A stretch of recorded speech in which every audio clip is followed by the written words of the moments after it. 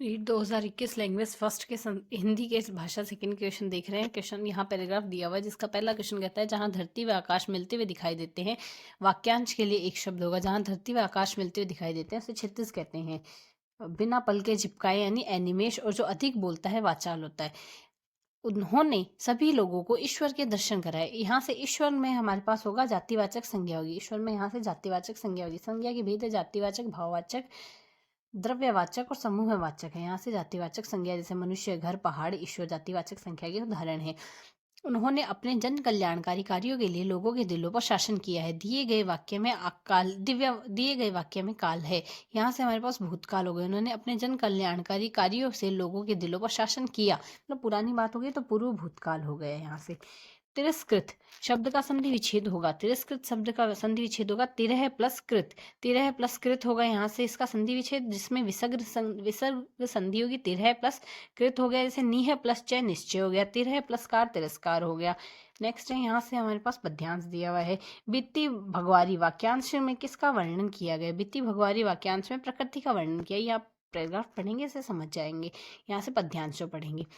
प्रस्तुत कविता में किसे जगाने को कहा गया? प्रस्तुत कविता में अली को जगाने, भंवरों को जगाने के लिए कहा गया। यहाँ से ये पैराग्राफ पे ये सारे नाच सौंदर्य को व्यक्त करने वाला समूह है। यहाँ से कुल और मधु मुकुल नवल रस गागरी काव्य में प्रयुक्त अलंकार है। यहाँ से हमारे पास प्रयुक्त अलंकार होगा। इसके लिए रूपक अलंकार। रूपक अलंकार यहाँ से इसलिए क्योंकि मधु मुकुल नवल रस गागरी में यहाँ से अलंकार, रूपक अलंकार इसलिए उपमान का आरोप है अथवा गुण की अत्यंत समानता है। जैसे बीती भिगावरी जागरी और अंबर पनघट में डूबो रही रात घर उषा नागरी। संपूर्ण कविता का उद्बोधन है। संपूर्ण कविता में निष्क्रियता से सक्रियता की ओर गमन हेतु उद्बोधन है। जिस वाक्य में किसी बात या बात का होना पाया जाता है वह कहलाएगा विधानवाचक। मतलब बात या बात का होना पाया जाता है, विधानवाचक वाक्य होते हैं। कारक को प्रकट करने के लिए प्रयुक्त किया जाने वाला चिन्ह है। कारक को प्रकट करने के लिए परसर्ग प्रयुक्त किया जाता है। कारक को प्रकट करने के लिए परसर्ग या विभक्तियों का प्रयोग किया जाता है। कहीं के कहे कथन या वाक्य को या रचना के अंश में जो का त्यों प्रस्तुत कर देना करने के लिए जिस विराम चिन्ह का प्रयोग किया जाता है वह उद्धरण चिन्ह होगा। उद्धरण चिन्ह मतलब यहाँ से इन्वर्टेड ये कोमा जो हम लगाते हैं उद्धरण चिन्ह के रूप में यहाँ से जैसे का तैसे वो लिख दिया जाता है। अर्थ के आधार पर वाक्य की भेद। अर्थ के आधार पर वाक्य के 8 भेद बताए गए हैं। 8 भेद में होगा विधानवाचक, आज्ञावाचक, निषेधवाचक, प्रश्नवाचक, विस्मयवाचक, संदेहवाचक, इच्छावाचक व संकेतवाचक भेद इसके बताए गए हैं। निम्न में से लोकोक्ति है। लोकोक्ति यहाँ से एक अनार सो बीमार एक लोकोक्ति है। व्यायाम शब्द का संधि विच्छेद होगा। व्यायाम का होगा वी प्लस आयाम। व्यायाम होगा वी प्लस आयाम होगा। यहाँ से हमारे पास यण संधि होगी। व्यायाम में मात्रा नहीं है तो यहाँ से हमारे पास यण संधि है। वी प्लस आयाम व्यायाम हो गया।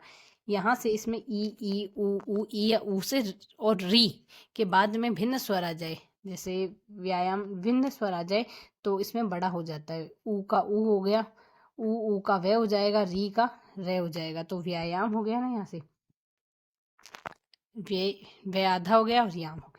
ईंट से ईंट बजाना मुहावरे का अर्थ होगा कड़ा मुकाबला करना। क्रिया विशेषण है। निम्न में से क्रिया विशेषण क्या है? धीरे धीरे क्रिया विशेषण है। जैसे राम धीरे धीरे टहलता है।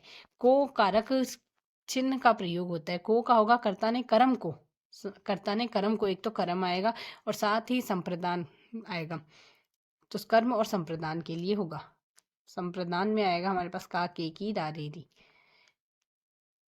नेक्स्ट है भाषा शिक्षण की कौन सी विधि प्राथमिक विद्यालय के बच्चों के लिए नितांत व्यर्थ है? डाल्टन विधि नितांत व्यर्थ है, क्योंकि डाल्टन का यहाँ से इस प्रणाली में बालक को पूर्ण स्वतंत्रता दी जाती। कक्षा के स्थान पर प्रयोगशाला में बिना किसी समय प्रतिबंध के कार्य पूरा करने की, तो यह बच्चों के लिए अनुपयोगी है। भाषा शिक्षण की संरचनात्मक उपागम का अर्थ है।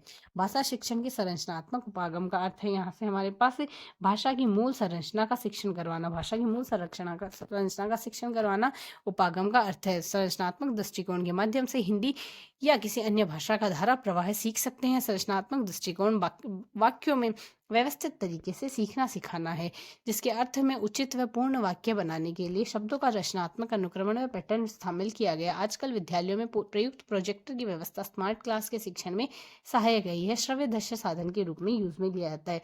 कक्षा में बालक के पिछड़ेपन का कारण है। बालक में हीन भावना का होना उसके पिछड़ेपन का एक कारण है। जैसे इसमें वंशानुक्रम, परिवार का वातावरण, सामाजिक वातावरण, शारीरिक दोष, स्कूल के संबंधित कारण हो सकते हैं। जैसे प्रयुक्त पाठ्यक्रम, योग्य तथा प्रशिक्षित अध्यापक का मनोवैज्ञानिक शिक्षण विधि आदि इसके समाधान में होंगे।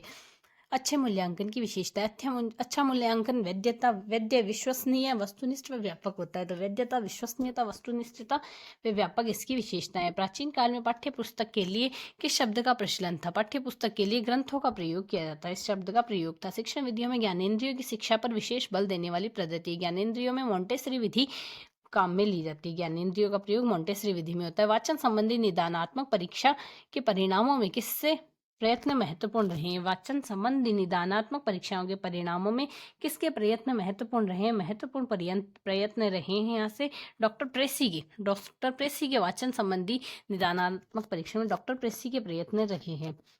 वाचन की निदानात्मक परीक्षा में यांत्रिक यथार्थता को मापने के लिए बेलार्ड की परीक्षा कितने सामान्य शब्द है जिनके पढ़ने के लिए 1 मिनट का समय निर्धारित किया गया है? यह किया गया 158। वाचन की निदानात्मक परीक्षा की यांत्रिक यथार्थता के मापने के लिए बेलार्ड परीक्षा में सामान्यतः 158 शब्द है जिसे पढ़ने के लिए 1 मिनट का समय निर्धारित किया जाता है। लिखने का शिक्षण विधि में पेस्ट्रोलॉजी विधि है। पेस्ट्रोलॉजी विधि छोटे छोटे खंड या उन खंडों का योग करना है। वर्णों के छोटे छोटे खंड कर उन खंडों का योग करना है, यहाँ से पेस्ट्रोलॉजी विधि। संरचनात्मक उपागम के से शिक्षण में F.G. फ्रेंच ने 3 सिद्धांत दिए हैं। ये सिद्धांत क्रमशः वाचन प्रबल, भाषाई आदतों का विकास करना व छात्रों की क्रियाशीलता। वाचन प्रबल, भाषाई आदतों का विकास करना व छात्रों की क्रियाशीलता, यह इसमें आएगा। इस विधि में अध्यापक स्वयं ही नाटक का वाचन करता है, किंतु यह वाचन वस्तुतः वाचिक अभिनय होता है। पात्रों का अनुकूलन, भाषा का उतार चढ़ाव आता है। उपयुक्त पंक्तियां नाटक शिक्षण की कौन सी प्रणाली के लिए कही गई है? यह आदर्श नाट्य प्रणाली के लिए कही गई है।